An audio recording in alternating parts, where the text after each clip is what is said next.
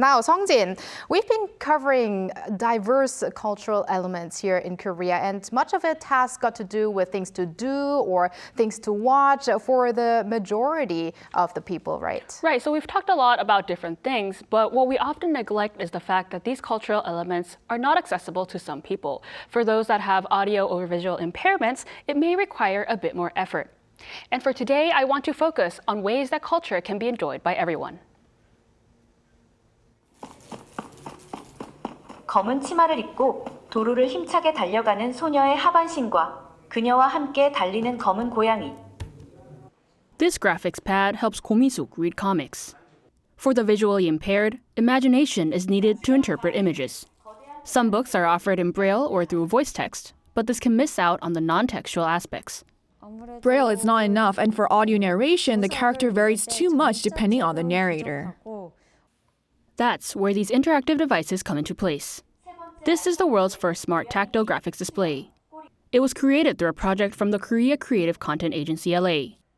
The display works by providing solutions to reduce information discrepancy. For example, with webtoons, it recreates comics as graphics. It also has a text-to-Braille panel on the bottom for details that are not illustrated. I try to focus on eliminating the unnecessary components to reduce any confusion. It's sometimes difficult to express exactly what we see through tactile display. Users highlight the need to carefully select which aspects of content to interpret. I think what's important is that the information gap between the visually impaired and those that aren't is reduced. The key for barrier-free is keeping the original content as much as possible, but also simplifying it. Movies are another area where barriers must be removed so that everyone can enjoy content. 나랑 같이 영화 보러 갈래?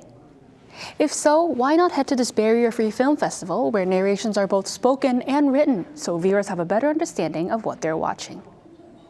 The 2024 Seoul Barrier-Free Film Festival screened nearly 40 movies. Hosted by the Korean Barrier-Free Films Committee, it works on producing, distributing, and screening barrier-free films. It's not about making something for the disabled. Barrier-free is something that everyone can enjoy. Just like making subtitles for movies that we export, audio description or subtitles for the deaf should be essential. Moving forward, all of those in the field have emphasized the need for more IT devices that can provide these contents. If those in the movie industry can have more interest in a barrier-free environment, we will be able to have the same experience as others, especially establishing more systematic efforts for devices that can play barrier-free movies. Through those efforts, hopefully in the future, everyone will be able to enjoy the latest blockbuster without barriers. Very inspiring, I have to say. And you just mentioned at the very end, maybe in the future, everyone could enjoy the latest blockbusters because it takes some time and also technology until everyone gets to see these contents. So let's talk a little bit about more what exactly barrier-free means and why it is so important to make efforts in regards to this. Right, so as you mentioned, barrier-free requires a bit more effort, but what barrier-free exactly means is that it actually stems from architecture or housing. It was originally used when suggesting housing that was built to barrier-free standards, so those with mobility difficulties can easily access and use the building. Now it's used a bit more generally to imply that there are no barriers or obstacles so that people with disabilities aren't hampered from doing something. And why is it so important?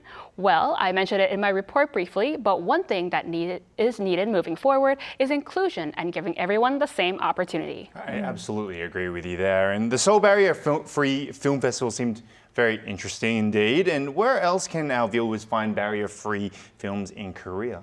Right, so as much as the film festival is interesting itself, unfortunately, the Seoul Barrier-Free Film Festival ends its screenings tomorrow. But there are regular screenings hosted by the Films Committee elsewhere, including the Seoul Museum of History, so check out their website and the committee's website for more information. So this festival or this event is going to be held until Thursday, Korea time. Sung-jin, I recognize actually someone I know know online in your report, which was the male MC at the event. The reason why I'm mentioning this is because I think he's known as the first visually impaired broadcaster at a public station. So I thought that was very appropriate. Now, Sung-jin, beyond what you've covered in your article, what are other ways to improve accessibility in the cultural field? Right, so the cultural field includes a lot of things, but this time I mostly focused on movie theaters and comics. However, there is a lot more out there. In museums, they are working on integrating robots that can help the visually impaired enjoy exhibitions by allowing them to hear the explanation or the details of the paintings or the picture itself.